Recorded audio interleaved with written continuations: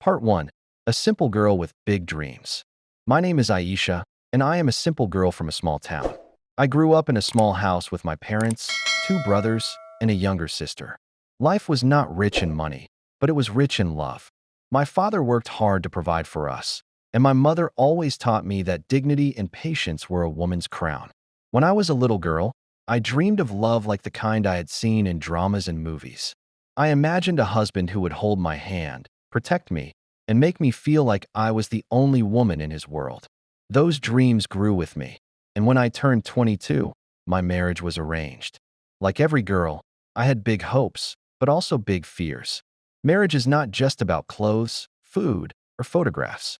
It is about two lives joining together. And the thing I feared most was not the new house or new people.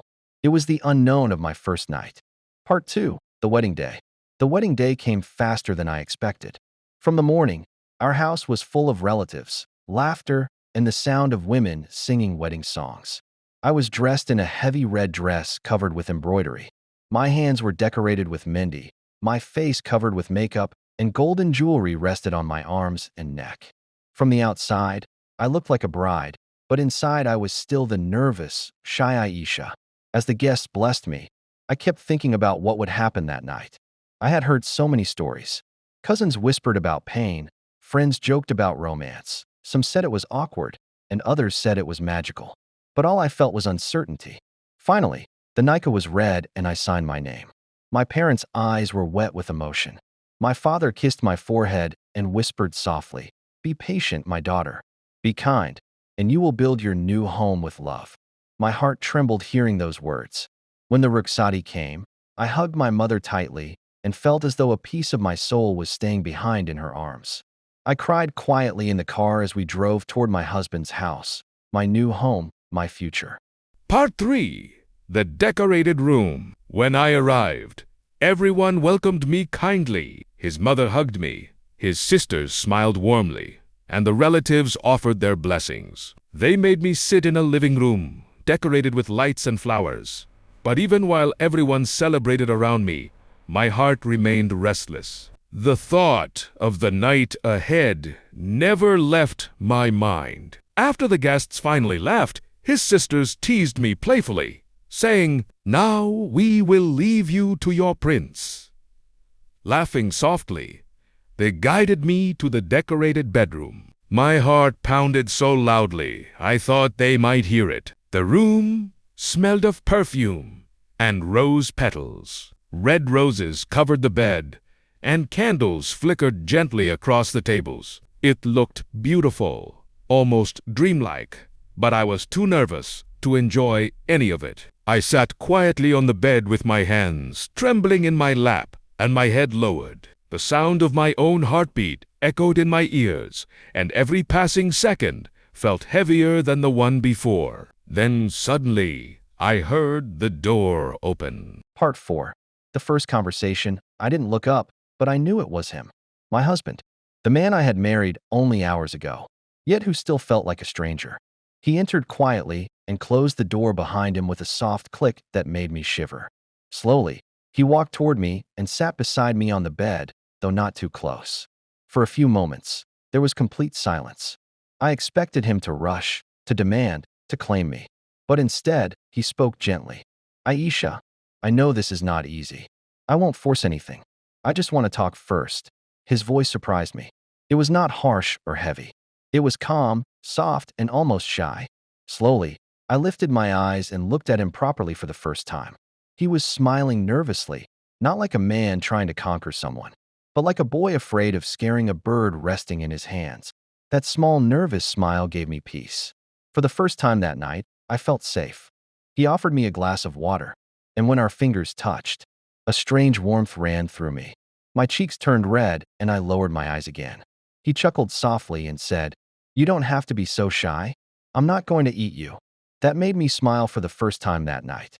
It was only a small smile, but it broke the wall of silence between us. Part 5. Trust replacing fear. Instead of rushing into anything, he started talking about himself. He told me stories about his school days, his embarrassing moments, and even admitted how nervous he had been before entering the room tonight. That shocked me.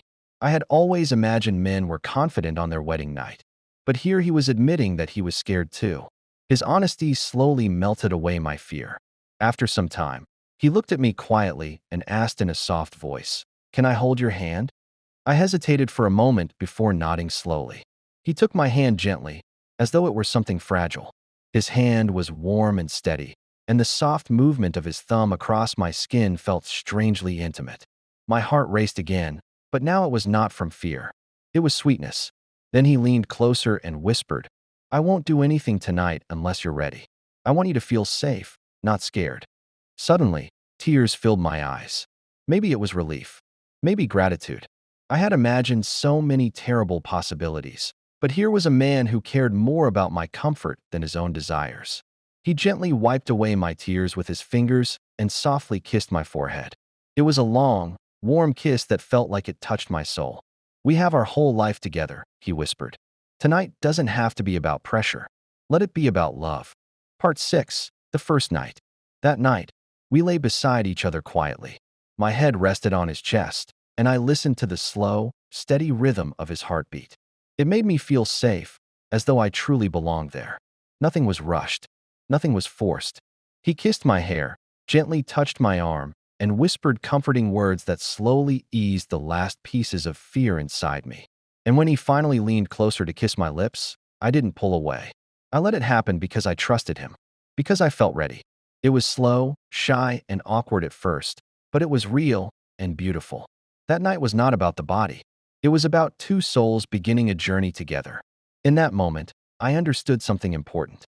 The first night should never be about fear or pressure. It should be about trust, patience, and respect. As I slowly drifted to sleep in his arms, I thought to myself, this is how love should begin. Part 7. The first morning. The next morning, the sunlight slowly entered the room and woke me gently. For a moment, I forgot where I was. Then I felt the warmth of his arm around me and remembered that I was now a wife. Quietly, I stood in front of the mirror. My hair was messy, my makeup gone, and my eyes still heavy with sleep. But somehow I felt different. I was now someone's partner. Just then, I heard his sleepy voice behind me. I blushed immediately. He stretched lazily, smiled, and said softly, "Then come back. Don't leave me alone on our first morning. Aisha, last night you gave me your trust. I promise I'll spend my whole life protecting it." I turned slightly and looked at him while he slept peacefully beside me. A feeling of gratitude washed over me. Gratitude that he had respected my feelings and given me love. Instead of fear, I was no longer only someone's daughter, someone's companion. "Where are you running away so early, Mrs. Aisha?" His simple words filled my heart with warmth. I sat beside him again, and he gently kissed my hand before whispering. Those words settled deep inside my heart. Part 8. Learning the meaning of marriage. The first weeks after our wedding were filled with relatives, laughter, traditions, and endless cups of tea. Everyone kept asking the same question. "So, how is he treating you?" But I never knew how to answer properly. How could I explain the little things? The way he secretly held my hand when I felt nervous. The way he noticed my tiredness and quietly helped me without asking. The way he looked at me as though I truly mattered. Those small actions became my answer. One evening, about a week after our wedding, we sat together on the balcony under the stars while the cool night breeze carried the smell of jasmine through the air. He looked at me softly and asked, "Do you feel comfortable with me now?" I smiled shyly and answered honestly, "Yes, more than before." His eyes sparkled warmly. "Then let me love you more deeply tonight," he whispered. And this time, I felt no fear, only trust, only closeness. That night, I finally understood that intimacy was not shameful, painful, or frightening. True intimacy was gentle. It was patience, comfort, and two hearts learning each other slowly. Part 9. I am your home now. As months passed, I began understanding that marriage was not always easy. There were responsibilities, difficult moments, and days when I missed my family so much that I cried silently at night. But he never allowed me to feel alone. One evening, he noticed my red eyes and asked gently, "Aisha, did you cry?" I tried to deny it, but he held my hand firmly and said, "Never hide your tears from me. I am your home now. If you feel pain, let me share it. If you feel joy, let me celebrate it." At that moment, I realized that real marriage is not about perfection. It is about honesty.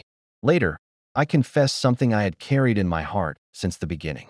I was terrified before our first night. I thought you might hurt me or ignore my feelings. He looked at me seriously and replied, "A husband who forces his wife is not a man. He is only a selfish boy.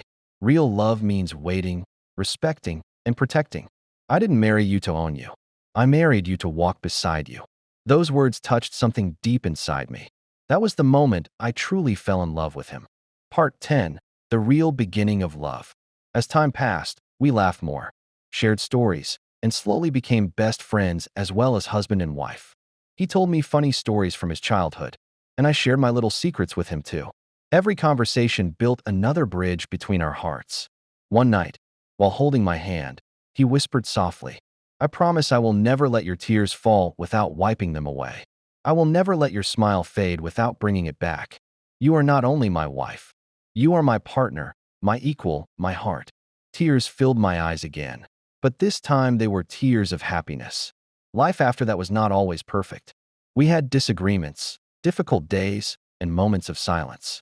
But our first night taught us something powerful. Love does not begin with passion. It begins with respect. And when respect exists, love grows stronger with every sunrise. Now, whenever I sit under the night sky and look at the stars, I whisper a prayer of gratitude.